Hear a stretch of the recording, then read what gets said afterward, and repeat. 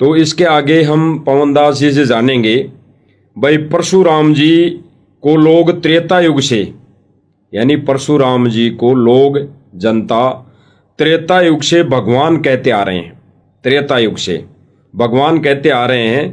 फिर आप यानी पवनदास जी जो हैं ये इनको भगवान क्यों नहीं मानते? ये जो वीडियो बनाते हैं, वीडियो संगत में वायरल करते हैं भगत समाज को समझाने के लिए, जनता को समझाने के लिए, तो भाई इनसे जानेंगे भाई ये इनको भगवान क्यों नहीं मानते। तो बताइए पवनदास जी। देखिए, जिसमें भगवान के गुण नहीं है उसको भगवान कहना फिर भगवान की तौहीन में आता है। कजोड़ जी, जब हम छोटे छोटे थे तो कई बार क्या होता था, एक स्पीकर आता था, स्पीकर के पीछे एक चुंबक लगी होती थी, हम उसको निकाल लिया करते थे, हम उससे खेला करते थे। तो चुंबक से कई बार क्या होता था कि लोहे को हम चिपका दिया करते थे, किसी कील को या किसी अन्य लोहे की वस्तु को हम चिपका दिया करते थे, और रात को हम उसको छोड़ दिया करते थे चिपका के। सुबह जब हम उठते थे तो उस लोहे को हम चुंबक से दूर किया करते थे, और अलग करने के बाद में हम देखा करते थे कि उस लोहे में भी कुछ गुण चुंबक वाले आ जाते थे। वो लोहा भी घंटे, 2 घंटे, 4 घंटे चुंबक के गुणों से युक्त हो जाता था, और छोटी मोटी चीजों को वो लोहा भी अपने से चिपका लिया करता था। लेकिन 2-4 घंटे के बाद वो गुण फिर से समाप्त हो जाते थे, फिर वो लोहा का लोहा रह जाता था। बिल्कुल ठीक इसी प्रकार पूर्ण ब्रह्म परमात्मा कबीर जी की भक्ति करके, या कबीर परमात्मा ने जो काल और दुर्गा को 21 ब्रह्मांड दे रखा है, और गीता जी में जो इनकी पूजा का एक विधान जो बना रखा है, इस काल की जो पूजा है, गीता अध्याय 8 श्लोक नंबर 13, जिसमें यह काल अर्थात ब्रह्म स्वयं कह रहा है कि ओम इति एक अक्षर ब्रह्म व्यवहारण माम अनुशमरण ये परियाति तजन देहम सयाति परमाम गतिम।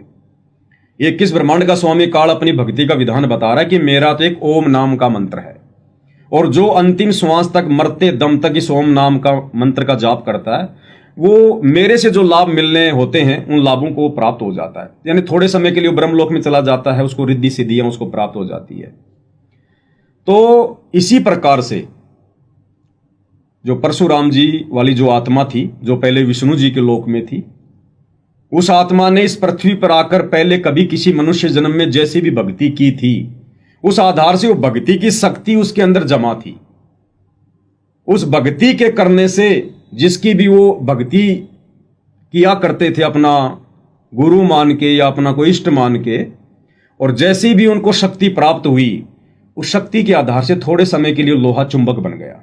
और जब आप सतगुरु रामपाल जी के सत्संग सुनेंगे तो इस काल के विधान अनुसार वो ऐसे ही भक्ति करवाकर फिर इन आत्माओं की शक्तियों का दुरुपयोग करवाता है।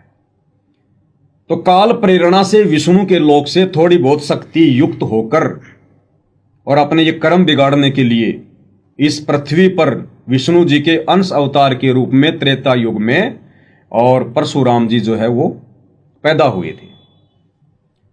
और जैसे भी काल प्रेरणा से उन्होंने वो कर्म किए, 3 बार पूरी पृथ्वी को छत्री विहीन किया, वो हम सबके सामने है। अंत में अपनी शक्तियों का दुरुपयोग करके, अपनी भक्ति कमाई को नष्ट करके, और परशुराम जी वापस चले गए कहां पर? वो पितृलोक में। यानी अब उनके पास में वो शक्ति भी नहीं रही जो शक्ति वो विष्णु लोक से त्रेता युग में लेकर आए थे। अब स्वयं कबीर परमात्मा ने कबीर सागर में लिखा है, जो सतगुरु रामपाल जी ने अपने कर कमल से कबीर सागर के सरलार्थ में पेज नंबर 596 के अनुवाद में लिखा है कि वर्तमान में वो परशुराम जी सूरज के पास में एक पितृलोक है, वो वहां पर बैठा हुआ है, यानी वो प्रेत बने हुए हैं। तो जिसमें भगवान के लक्षण नहीं हैं उनको भगवान की संज्ञा नहीं दी जा सकती है। दूसरी बात कजोड़ जी, हलवा जब तक हलवा है उसकी महिमा की जाएगी। हलवे में जब तक हलवे वाले गुण हैं उसकी प्रशंसा की जाएगी, उसकी महिमा भी की जाएगी। उसकी खुशबू से आदमी कहेगा वाह जी वाह, क्या हलवा बन रहा है, क्या महक है। तो हलवे में जब तक हलवे के गुण हैं उसकी महिमा की जाएगी, उसको हलवा ही कहा जाएगा। और हलवा खाने के बाद दूसरे दिन जब वो लैट्रीन में तब्दील हो जाता है तो उस लैट्रीन को फिर हलवे की संज्ञा नहीं दी जा सकती। अब उस लैट्रिन को कोई कहे कि ये तो हलवा है और कोई उसको खाने लग जाए, उसकी महिमा करने लग जाए, तो लैट्रिन को हलवा समझकर उसकी महिमा करने वाले को और उसके खाने वाले को, दोनों को मूर्ख व्यक्ति की संज्ञा दी जाती है। तो जिस समय त्रेता युग में थोड़े बहुत गुण इस काल की भक्ति करके परशुराम जी ने अपने अंदर ले लिए थे, और त्रेता युग में उनको थोड़ा बहुत भगवान कहकर संबोधित करना ठीक था, क्योंकि त्रेता युग में तत्व ज्ञान नहीं था, आत्माओं को भगवान की परिभाषा का ज्ञान नहीं था। जो अपने से ठाडा होता उसी को लोग भगवान मान लेते हैं, भाई जिसकी लाठी उसकी भैंस। लेकिन वर्तमान में सतगुरु रामपाल जी ने हमें तत्व ज्ञान भी दे दिया, नकली और असली भगवानों की पहचान भी करवा दी, और हमें यह भी पता चल गया कि जो शक्ति परशुराम जी त्रेता युग में विष्णु लोक से लेकर आए थे, वो शक्ति वर्तमान में उनके पास नहीं है। आज परशुराम जी के पास वो शक्ति नहीं है कि वो पूरी पृथ्वी को छत्री विहीन कर दें। बलात्कार तो आज भी हो रहे हैं धरती पर, चोरी डकैतियां तो आज भी हो रही है, कुकर्मी तो आज भी हैं धरती पर। वो तो त्रेता युग था, इस कलयुग से तो अच्छा युग था। बिल्कुल। आज तो कलयुग है, आज है आवश्यकता विनाश करने की, तो आज क्यों नहीं आ रहे परशुराम जी पृथ्वी को छत्री विहीन करने के लिए? क्योंकि अब उनके पास में वो शक्ति नहीं रही। वो प्रेत लोक में बैठे हुए हैं, वो पितर बनकर बैठे हुए हैं, आज वो भूत की श्रेणी में है। अब उनके पास में कोई शक्ति किसी प्रकार की अध्यात्म वाली नहीं है। तो जिसमें भगवान के लक्षण ही नहीं है, जिसमें भगवान के गुण ही नहीं है, उनको वर्तमान में भगवान कहकर संबोधित करना असली भगवान की तौहीन है। तो आज वो भगवान के गुण, भगवान के लक्षण परम पूज्य सतगुरु रामपाल जी में है। तो ये है भगवान वर्तमान के भी, और पहले भी यही भगवान थे, लेकिन पहले दुनिया इनको अज्ञानता में समझ नहीं पा रही थी। अब ये भक्ति का ठीक का समय आया, उन्होंने हमें शिक्षित किया, धर्मशास्त्रों से परिचित करवाया, सारे सबूत उन्होंने हमें दिखाए, सृष्टि रचना बताई। अब हमें समझ में आ गया कि हु इज रियल गॉड, असली भगवान कौन है।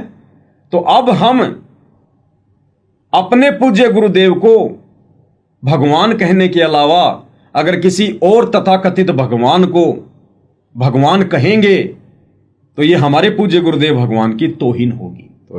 हम इनको ब्रह्मा जी कहकर हम संबोधित करें, विष्णु जी कहकर संबोधित करें, शंकर जी कहकर संबोधित करें, हम परशुराम जी कहकर संबोधित करें, नो प्रॉब्लम। लेकिन उनके आगे पीछे भगवान शब्द लगाना एक भगत के द्वारा वर्तमान में संत रामपाल जी का शिष्य होने के बावजूद किसी भी प्रकार से उचित नहीं है।